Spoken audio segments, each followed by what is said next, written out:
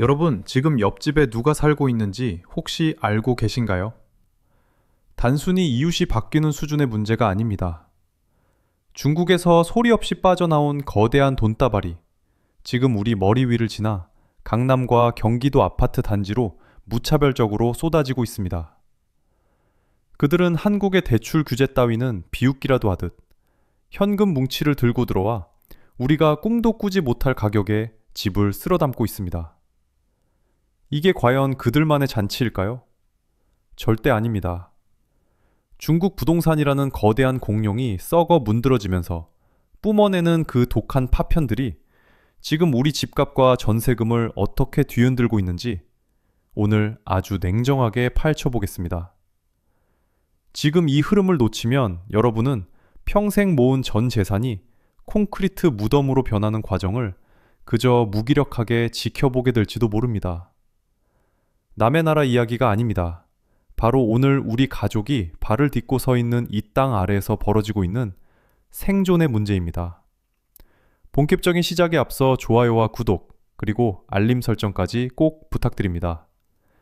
이 작은 습관 하나가 거대한 경제 위기 속에서 여러분의 소중한 자산을 지키는 가장 강력한 방패가 되어줄 것입니다. 지금 이 순간에도 중국발 자본의 쓰나미는 멈추지 않고 우리를 향해 밀려오고 있습니다. 준비되셨나요? 절대 눈을 감지 마십시오. 지금부터 단 한 번도 들어보지 못한 대한민국 부동산의 진짜 민낯을 공개합니다. 강남의 상징이라 불리는 타워팰리스 펜트하우스가 얼마 전 89억 원에 팔렸습니다. 이 집을 산 주인공이 누구인지 아십니까? 국내 기업 총수도 아니고 성공한 벤처 사업가도 아닌 고작 33살의 중국인이었습니다. 더 놀라운 건 결제 방식입니다. 국내 은행 대출은 단 1원도 섞이지 않은 100% 순수 현금 박치기였습니다. 우리가 정부의 강력한 대출 규제에 묶여 피눈물을 흘리며 내 집 마련을 포기할 때 그들은 본국 은행에서 돈 뭉치를 싸 들고 와서 쇼핑하듯 강남 부동산을 쓸어 담고 있습니다. 심지어 경기도의 한 아파트는 8살짜리 중국 아이 이름으로 매입된 사례까지 적발되었습니다. 이게 과연 정상적인 시장이라고 보십니까? 대체 왜 그들은 그토록 필사적으로 한국 땅에 집착하는 걸까요? 가장 결정적인 이유는 바로 소유권에 있습니다. 중국은 땅을 국가로부터 빌려 쓰는 구조라 70년이 지나면 내 것이 아니지만 한국은 돈만 내면 영원히 내 이름으로 땅을 소유할 수 있습니다. 본국에서는 죽었다 깨어나도 가질 수 없는 진짜 내 자산을 찾아서 거대한 자본의 대이동이 시작된 겁니다. 특히 제주도는 이미 중국 자본의 거대한 실험장이 되어버린 지 오래입니다. 주요 요지의 땅과 대형 숙박시설 상당수가 그들의 손으로 넘어갔고 이제는 그 촉수가 송도와 영종도 같은 수도권 핵심 신도시로 뻗어나오고 있습니다. 그들은 우리 국민이 짊어지고 있는 LTV나 DSR 같은 까다로운 금융사슬을 비웃으며 무풍지대에서 자산 사냥을 이어가고 있습니다. 우리 국민은 규제라는 울타리에 갇혀 있는데 외부 침입자들은 아무런 제약 없이 안방을 차지하고 있는 꼴입니다. 결국 이들의 무분별한 투기가 우리 집값의 바닥을 왜곡하고 실제 집이 필요한 서민들의 진입 장벽을 끝없이 높이고 있습니다. 그런데 여기서 진짜 소름 돋는 질문을 하나 던져봐야 합니다.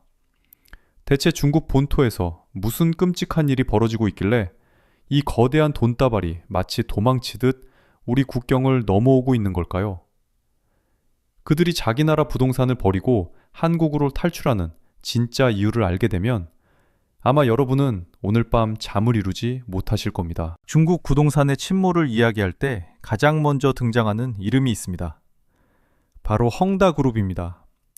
한때 시가총액이 70조 원에 육박하며 중국에서 가장 돈 많은 사람들이 모여있던 이 거대한 제국은 어떻게 단숨에 무너졌을까요? 헝다의 성공 비결은 사실 아주 위험한 도박이었습니다. 아파트 한 단지를 다 짓기도 전에 사람들에게 돈을 미리 받는 선분양 제도를 악랄하게 이용했거든요. A단지를 짓겠다고 받은 돈으로 아파트를 올리는 게 아니라 B단지의 땅을 사고 B단지에서 받은 돈으로 다시 C단지의 부지를 사들였습니다. 전형적인 돌려막기 구조이자 사실상 국가가 방조한 거대 규모의 폰지 사기나 다름없었습니다. 하지만 2020년 중국 정부가 세 가지 레드라인이라는 칼을 빼들면서 잔치는 끝이 났습니다. 부채가 너무 많은 기업은 더 이상 은행에서 돈을 빌리지 못하게 숨통을 끊어버린 겁니다. 돌려막기로 버티던 헝다는 당장 공사 대금을 줄 돈이 없어서 현장이 하나둘 멈추기 시작했고, 결국 443조 원이라는 인류 역사상 유례없는 빚더미를 남긴 채 파산했습니다. 대한민국 1년 예산의 절반이 넘는 천문학적인 돈이 허공으로 증발한 순간이었습니다. 헝다그룹의 창업자는 한때 중국 최고의 부자로 통하며 축구단까지 운영하던 화려한 인물이었습니다.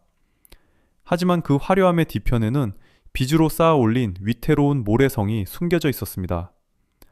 매출은 10년 만에 10배나 성장했지만 실제 순이익은 단 1원도 늘지 않는 기형적인 구조였습니다. 모두가 성장에 취해 박수를 칠 때 거대한 재난의 씨앗은 이미 싹트고 있었던 겁니다. 여기서 진짜 무서운 건 헝다 하나로 끝나지 않았다는 사실입니다. 비교적 튼튼하다고 평가받던 업계 2위, 비구이 위안까지 250조 원의 빚을 감당하지 못하고 쓰러졌습니다. 이것은 단순한 기업의 몰락이 아니라 중국 전체 경제 시스템과 연결된 그림자 금융의 붕괴를 의미합니다. 눈에 보이지 않는 거대한 부채의 사슬이 중국 경제의 숨통을 조이고 있으며 그 여파는 지금도 전 세계로 번지고 있습니다. 화려해 보였던 거대 건설사들의 민낯은 비겁하고도 참혹했습니다. 그들은 돈을 벌 때만 국가 경제에 영웅 대접을 받았을 뿐 위기가 닥치자 그 고통은 온전히 평범한 서민들에게 떠넘겼습니다.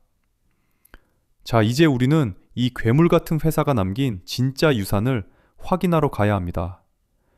아무도 살지 않는 거대한 콘크리트 무덤들이 사막 한가운데에 어떻게 세워졌는지 그 기괴한 현장으로 안내하겠습니다. 중국 전역에 사람이 살지 않는 텅 빈 집이 무려 9천만 채나 된다는 사실을 알고 계십니까?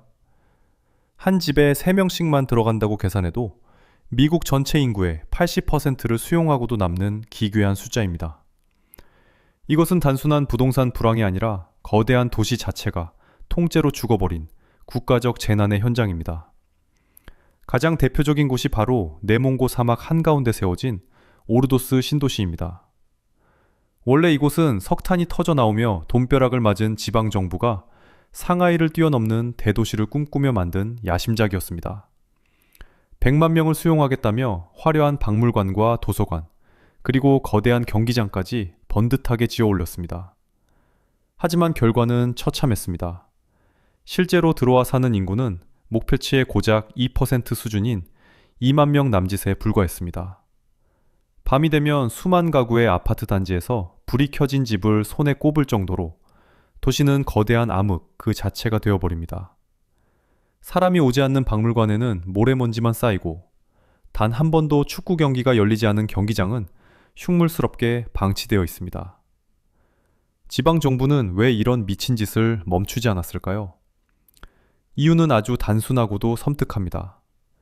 지방정부 수입의 40% 이상이 땅을 팔아서 나오기 때문에 사람이 살든 말든 일단 땅을 파고 건물을 올려야 공무원 월급을 주고 도시가 돌아가기 때문입니다. 수요는 전혀 고려하지 않은 채 오직 GDP 성장률이라는 숫자 노름에 빠져 거대한 콘크리트 무덤을 찍어낸 겁니다. 결국 이 쓸모없는 빈집들을 짓기 위해 쏟아부은 자산 2경 6천조 원이 공중으로 증발해버렸습니다. 조 단위가 아니라 경 단위의 돈이 아무도 살지 않는 유령 도시에 갇혀 썩어가고 있는 겁니다. 사막 위에 세워진 이 화려한 신도시들은 이제 중국 부동산 신화가 남긴 가장 치욕적인 흉터가 되었습니다. 그런데 여러분, 이 기괴한 유령 도시들이 단순히 과거의 실패로 끝날 것 같습니까? 이 거대한 재앙의 씨앗이 도대체 언제부터 우리 곁으로 다가오기 시작했는지 그 뿌리를 찾아가면 더 큰 충격을 받게 되실 겁니다. 모든 비극의 시작점이었던 18년 전 그날로 시간을 되돌려 보겠습니다. 2008년 미국 리먼 브라더스 사태가 터졌을 때 전 세계 경제는 문자 그대로 얼어붙었습니다. 수출에 목을 메고 있던 중국에게 이것은 단순한 불황이 아니라 체제의 존립을 뒤흔드는 사형 선고와도 같았죠. 공장이 멈추고 수천만 명의 노동자가 일자리를 잃고 거리로 쏟아져 나오자 중국 공산당은 사회 폭동이라는 공포에 직면하게 되었습니다. 위기를 타개하기 위해 그들이 꺼낸 카드는 4조 위안이라는 천문학적인 경기 부양책이었습니다. 수출이 안 되면 내수로 버티자는 전략이었고 그 핵심 동력은 바로 대대적인 부동산 개발이었습니다. 정부는 은행문을 활짝 열어 돈을 풀었고 전 국토는 순식간에 거대한 공사판으로 변하며 부동산이라는 위험한 마약에 중독되기 시작했습니다.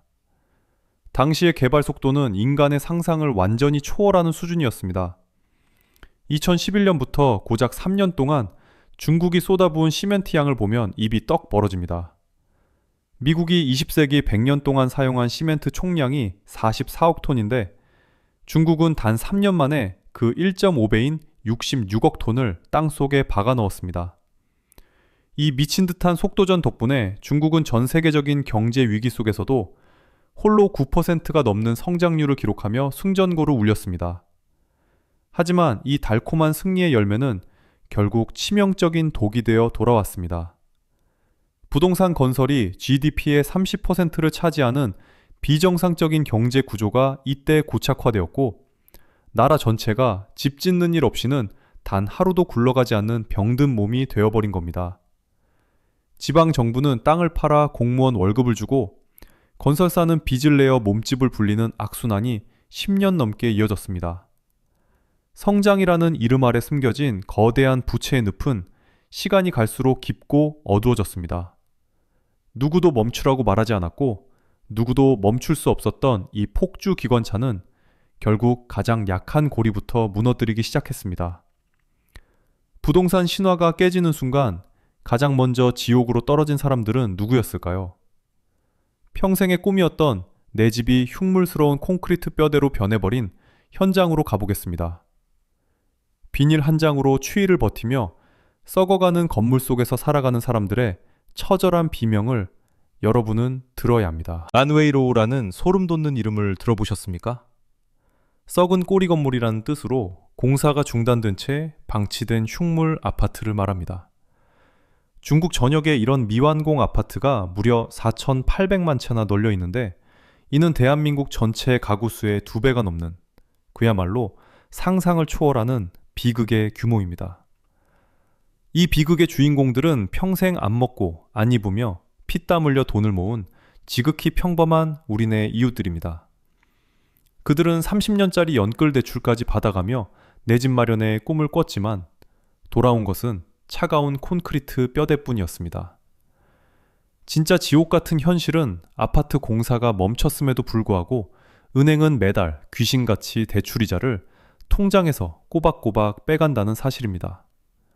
당장 길바닥에 나앉을 수 없으니 허름한 집에서 비싼 월세를 내며 버티는데 동시에 존재하지도 않는 아파트의 이자까지 이중으로 지불하고 있습니다. 한 달 월급의 절반 이상이 허공으로 사라지는 절망적인 상황 속에서 서민들은 결국 벼랑 끝 선택을 하기 시작했습니다. 전기도 들어오지 않고 수도조차 끊긴 흉물스러운 공사 현장에 직접 짐을 싸들고 들어가 야생과 같은 삶을 살기 시작한 겁니다. 창문이 있어야 할 자리에는 비닐을 대충 쳐서 칼바람을 막고 양초 하나의 의지에 밥을 지어 먹는 이 기괴한 풍경이 21세기 대국이라 자부하는 중국의 진짜 민낯입니다. 참다 못한 분양자들이 2022년 7월을 기점으로 전국 100여 개 도시에서 동시에 모기지 상환 거부 운동을 일으키며 거세게 저항했습니다. 내 집을 주지 않을 거면 이자도 낼 수 없다는 피 맺힌 절규였지만 돌아온 것은 정부의 무자비한 보도 통제와 공권력의 압박뿐이었습니다. 개인의 삶은 송두리째 파괴되었지만 이들을 구제할 근본적인 해결책은 지금 이 순간에도 그 어디에도 보이지 않습니다. 거대 건설사 회장님들이 파산잔치를 벌이며 책임을 회피하는 동안 그 모든 빚의 무게는 오로지 힘없는 서민들이 온몸으로 받아내고 있는 겁니다. 이들은 국가의 성장이라는 화려한 구호 뒤에 가려진 소모품에 불과했습니다. 그런데 여러분, 이 끔찍한 눈물이 과연 바다 건너 남의 나라 이야기로만 들리십니까? 이제 우리의 거울을 똑바로 들여다볼 시간입니다. 중국 부동산을 무너뜨린 그 치명적인 독소들이 이미 우리 대한민국 경제의 깊숙한 곳까지 침투해 있다는 소름 돋는 증거들을 지금부터 하나하나 나열해 보겠습니다. 중국 부동산의 비극을 보며 아유, 저긴 중국이니까 그렇지 라고 안심하며 고개를 돌리셨습니까? 감정을 다 빼고 오직 차가운 숫자만 놓고 비교해 보면 정말 등골이 오싹해집니다. 사실 대한민국은 중국보다 더 깊고 어두운 수렁에 발을 담그고 있을지도 모릅니다. 앞서 중국인들의 가계자산 70%가 부동산에 묶여 있다고 말씀드렸습니다. 그래서 집값이 떨어지자 14억 인구 전체가 동시에 가난해지며 나라가 뿌리째 흔들렸죠. 그럼 우리 한국은 어떨까요? 놀라지 마십시오. 우리나라 가계자산 중 부동산 비중은 이미 무려 75%를 넘어섰습니다. 중국보다 훨씬 더 심각하게 부동산이라는 얇은 외줄 위에 온 가족의 생존을 걸고 있는 셈입니다. 집값이 단 10%만 빠져도 국가 전체가 느끼는 공포와 실질적인 경제적 타격은 중국보다 우리가 훨씬 더 크고 치명적일 수밖에 없습니다. 더욱 소름 돋는 사실은 중국 부동산을 무너뜨린 결정적인 원흉이었던 선분양 제도입니다.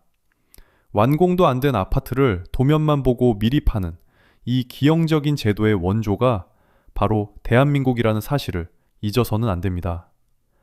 건설사가 땅에 삽도 뜨기 전에 여러분의 피 같은 계약금을 먼저 가져가서 돌려막기를 할 수 있게 판을 깔아준 게 바로 우리 사회입니다. 중국은 그 시스템을 그대로 베껴갔다가 독이 올라 터진 것이고 원조인 우리는 지금 이 순간에도 그 시한폭탄을 소중하게 가슴에 품고 살아가고 있습니다. 지금 대한민국 경제를 위협하는 PF 대출 부실 사태를 똑바로 보십시오. 건설사가 지금 당장 돈은 없지만 나중에 아파트 팔아서 갚겠다고 은행에서 미리 당겨 쓴 돈이 수백조 원에 달합니다.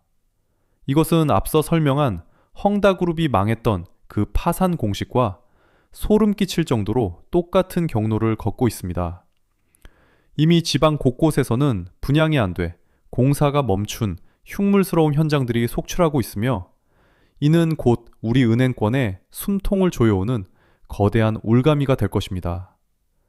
여기에 대망의 진짜 마지막 넉아웃 펀치가 남아 있습니다. 중국의 출산율 0.97명을 보고 전 세계가 인구 절벽이라며 경악했습니다. 그런데 한국은 0.7명대입니다. 집을 사줄 사람 자체가 지구상에서 가장 빠른 속도로 사라지고 있는 나라가 바로 우리라는 뜻입니다. 수요가 없는데 공급만 계속되는 이 시장의 결말은 결국 중국의 유령 도시와 다를 바 없는 폐허가 될 뿐입니다.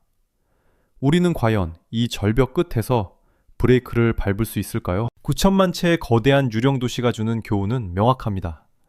지금은 공격이 아니라 철저한 방어에 집중해야 할 때입니다. 거품이 터지는 시기에 여러분의 소중한 자산을 지키기 위한 가장 현실적인 생존 전략 3가지를 짚어드리겠습니다. 첫째는 무조건 현금을 꽉 쥐고 계셔야 한다는 겁니다. 위기가 닥치고 공포가 시장을 잠식할 때 가장 강력한 방패이자 무기는 결국 현금입니다. 영끌에서 집을 살 타이밍이 절대 아닙니다. 지금 빚을 내서 무리하게 부동산 시장에 진입하는 건 불타는 집안으로 화약통을 짊어지고 뛰어드는 것과 다름없는 무모한 자살행위입니다. 가격이 떨어지는 시기에는 자산 가치보다 현금의 가치가 기하급수적으로 올라간다는 사실을 뼈저리게 깨달아야 합니다. 둘째로, 부동산 PF 대출 부실 위험이 있는 곳은 쳐다보지도 마십시오. 특히 자금력이 부족한 중소건설사가 진행하는 지방의 선분양 아파트나 이름 모를 수익형 부동산 투자는 지금 당장 리스트에서 지우셔야 합니다. 건설사가 쓰러지는 순간 여러분이 평생 모은 피 같은 계약금은 공중으로 분해되어 사라질 수 있습니다. 아파트가 완전히 완공된 것을 직접 눈으로 확인하고 입주권이 안전한지 검토한 뒤에 움직여도 절대 늦지 않다는 사실을 명심하고 또 명심하십시오. 마지막으로 조급함을 완전히 버리고 시장을 차갑게 관망하셔야 합니다. 남들이 집을 산다고 해서 나만 벼락거지가 되는 건 아닐까 하는 그 무서운 포모 증후군에서 제발 빠져나오십시오. 부동산 시장은 생각보다 아주 무겁고 호흡이 매우 길게 움직이는 시장입니다. 거품이 완전히 빠지고 시장이 바닥을 단단하게 다질 때까지 아주 냉정하게 숫자를 지켜보는 사람만이 결국 마지막에 살아남아 진짜 부의 기회를 잡을 수 있습니다. 위기는 준비되지 않은 자에게는 참혹한 재앙이 되지만 차갑게 대비하는 자에게는 인생을 바꿀 거대한 기회의 문이 됩니다. 우리는 남들처럼 공포에 휩쓸려 흔들리지 않고 오직 본질과 데이터만을 바라보며 이 혹독한 겨울을 무사히 건너가야 합니다. 지금의 인내심이 훗날 여러분의 자산을 수십 배로 키워줄 가장 강력한 자양분이 될 것입니다. 오늘 저와 함께 살펴본 중국 부동산의 참혹한 현실은 단순히 바다 건너 남의 나라 이야기가 아닙니다. 우리 눈앞에 놓인 가장 정직한 거울입니다. 9천만 채의 빈집과 흉물스럽게 썩어가는 콘크리트 뼈대들은 성장에만 매몰되어 본질을 망각한 사회가 치러야 할 대가가 얼마나 가혹한지 똑똑히 증명하고 있습니다. 우리는 과연 이 폭주하는 기관차에서 제때 내릴 수 있을까요? 아니면 이미 브레이크가 파열된 채 절벽을 향해 달리고 있는 걸까요? 대한민국의 아파트가 자산을 넘어 거대한 무덤이 되지 않도록 지금 당장 우리 모두가 차가운 지성으로 현실을 직시해야 할 때입니다. 여러분의 생각은 어떠신가요? 지금의 이 상황이 누군가에게는 인생 역전의 기회가 될지 아니면 피할 수 없는 몰락의 시작일지 궁금합니다. 댓글을 통해 여러분의 솔직하고 날카로운 고견을 들려주시면 저도 하나하나 읽어보며 다음 분석의 소중한 밑거름으로 삼겠습니다. 마지막으로 꼭 전해드려야 할 말씀이 있습니다. 오늘 제가 분석해드린 모든 내용은 시장의 흐름을 이해하기 위한 참고 자료일 뿐입니다. 이것은 결코 특정 종목에 대한 투자 권유나 절대적인 수익을 보장하는 추천이 아님을 명확히 밝힙니다. 모든 투자의 최종적인 선택과 그에 따른 책임은 언제나 투자자 본인에게 있다는 점을 가슴 깊이 새겨주시기 바랍니다. 부동산은 인간의 탐욕과 공포가 가장 적나라하게 충돌하는 냉혹한 게임입니다. 숫자와 데이터는 결코 감정에 휘둘리지 않습니다. 오늘 영상이 혼란스러운 시장 속에서 여러분의 소중한 자산을 지켜낼 수 있는 작은 이정표가 되었기를 진심으로 바랍니다. 좋아요와 구독 그리고 알림 설정은 위기 속에서도 흔들리지 않는 진짜 부자가 되는 가장 빠른 지름길입니다. 끝까지 함께 해주셔서 감사합니다.